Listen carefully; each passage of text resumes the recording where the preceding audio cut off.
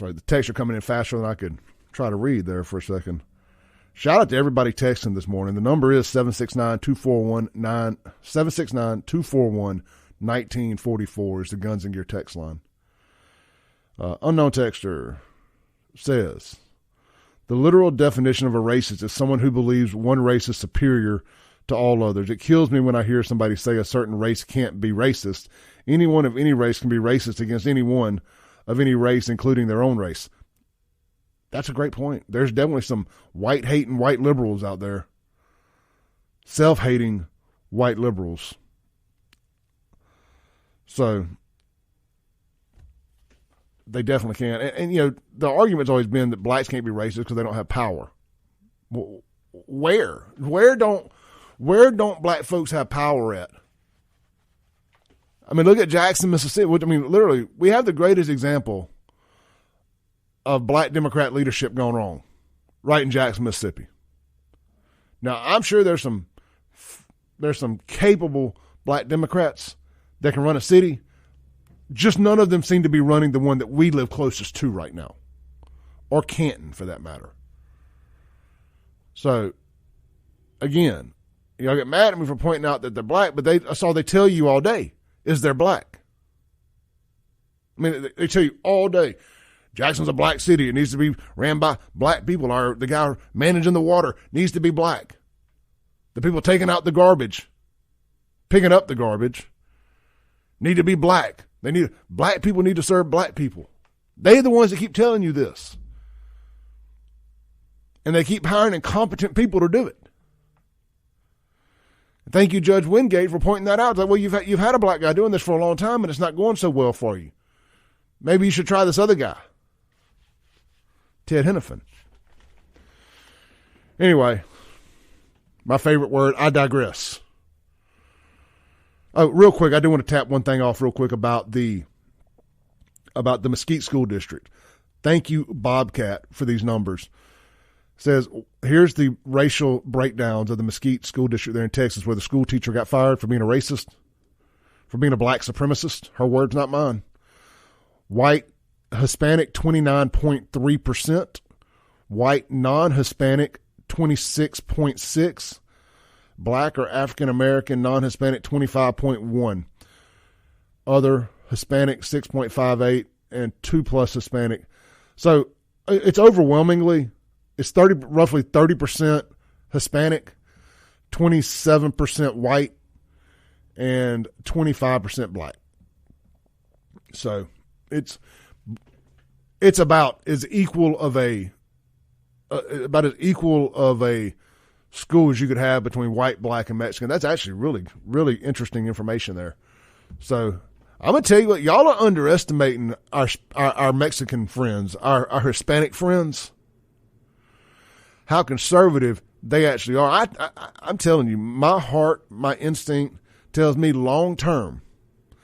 It may not happen short term with these borders busted wide open, but Texas stays red for a reason.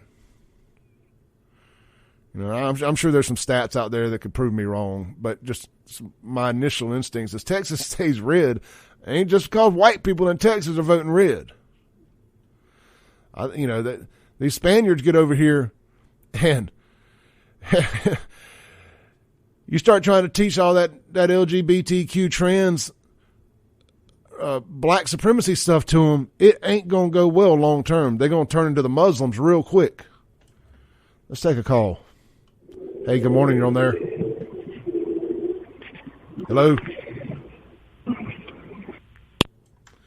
Come on, guys. You call a radio station. I'm putting you on the air. All right, so speaking of the border, speaking of immigration, let's go back to that. I shared a tweet last night from Colin Ruggs. It's on my Twitter. You can go see it. @SaveJXN, or on my X. I don't like talking about X's. They're X's for a reason. I don't like having to call a platform X. I don't want any misunderstandings there. But Colin Rugg posted this. It says, new Texas Governor Gregg Abbott reveals that he has bussed over 28,000 illegal immigrants to sanctuary cities like Washington, D.C., New York, and Chicago. After virtue signaling for years by calling themselves sanctuary cities, Democrats like NYC Mayor Adams are starting to sound a lot like far-right Republicans by calling for border security. Quote, "We need to control the border. We need to call a state of emergency, and we need to properly fund this nation's crisis," New York Mayor Eric Adams said in a statement. So when Republicans say this, it's racist, but not when the left says it. I'm confused. And it's got a video here. It looks like people are wrapped around a city block behind barricade like they're waiting for a concert to open up, or they're giving away some free sneakers, or PlayStations are about to go on sale. Some new Jordans about to go on sale. Anyway,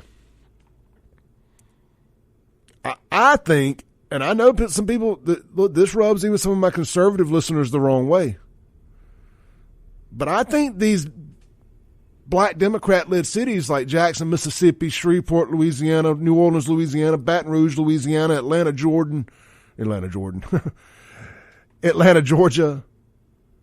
Memphis, Tennessee, Birmingham, Alabama, Washington, D.C., I think they need to feel, and let's throw White Hill Hole in there too, Portland, Oregon, Seattle, Washington. I think they need to feel the crunch. I think they need to be bussing some of these immigrants here and let them start absorbing their resources. Test these churches that like to get so political. I love it. I love it when you get political. But walk it like you talk it. Walk it like you talk it. Y'all do all this voting for Biden, riding for Biden. Back it up. Support these immigrants when they get here. Let them move into your house. Share your government assistance with them. Let them in front of you at the line, at the restaurant, at the store. Let them take your spot on the corner asking for change. Start sharing some of your resources with them. You want them here so bad. You keep voting for this. I ain't got my mind on immigration has changed a little bit. If they come in here to work, let's get them to work. If we ain't gonna do it as Americans, black or white, let's get them to work.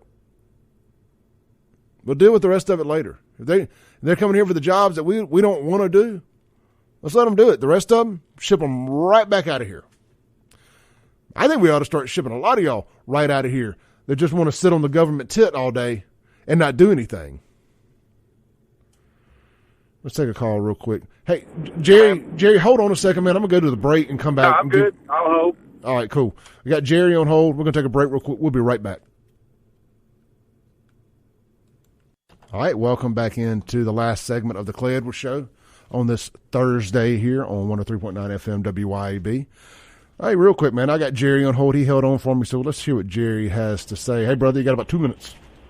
I won't take but a minute. Thank you. Good show. I'm going to talk about immigration just real quickly. Sure. Disagree with you a little bit. We don't have immigration. I don't mind legal immigration. I know people that have come into the country and done it the right way, paid their dues. What we have now is an invasion. We can't have an open border with the welfare system that we have, and what we have is a flood of people that are getting on government assistance, whether they're working or not. They're drawing on every resource that we have. We're having to hire dual language teachers in the school. They never learn English. I was out at the Renaissance Mall back during graduation and saw some kids with the Mexican flag draped around their shoulders at the fountain, and basically they're here, okay, whether they're dreamers or not, they need to be American.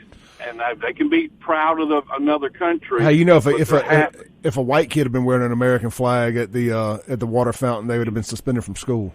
Well, probably. I wouldn't say it, but I'm thinking to myself, we actually are having to spend so much money of taxpayer dollars in all of the counties because if they come in and can't speak English, we have to teach them in their native language.